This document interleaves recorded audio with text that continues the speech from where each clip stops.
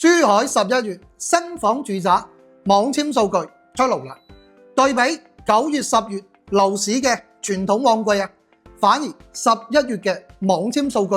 係上升咗嘅。我認為咧，主要有2個原因。第一個，年底發展商搶跑出貨，另外就係新盤集中入市，帶動交易量。珠海11月一共住宅網簽係1163套，分別係香洲區咧410套，斗門區334套，金灣區係217套，高新區咧149套，橫琴53套。再嚟睇下11月賣得最好嘅10大新樓盤，大多數都係老面孔啦。不過令我冇諗到嘅係第一名竟然係呢個樓盤，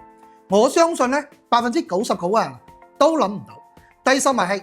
航城沙海湖網簽咧26套，珠海25年降價幅度最大嘅新樓盤。第9名係世榮景觀網簽27套，第8名係粵海十貴府30套，第7名咧新濠湖山春曉同樣係30套，第6名中海環宇天下33套，第5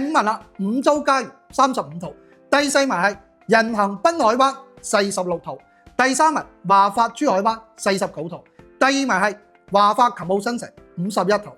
第1名嚟啦萬舒 K 里係88套。喺10月底，我相信好多朋友都會查到呢個樓盤嘅宣傳，因為咧佢係10月20號正式入市開賣嘅，而佢當其時開盤嘅價錢咧係14000蚊起，大裝修，同樣打破咗珠海市區住宅咧最平嘅價錢，相當於點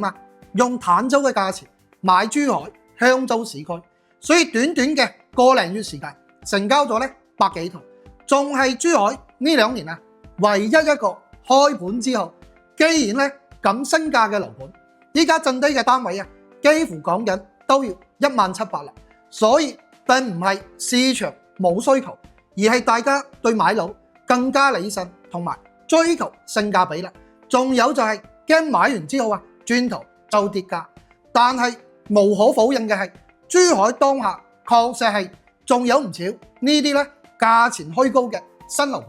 如果你唔知點樣去選擇樓盤嘅話咧，不妨將呢份珠海25年1至11月嘅網簽數據攞翻去咧研究一下，一定可以幫你喺珠海買樓個路上咧避開唔少中伏嘅問題。有需要嘅朋友咧可以評論區留低3個5，我發俾你。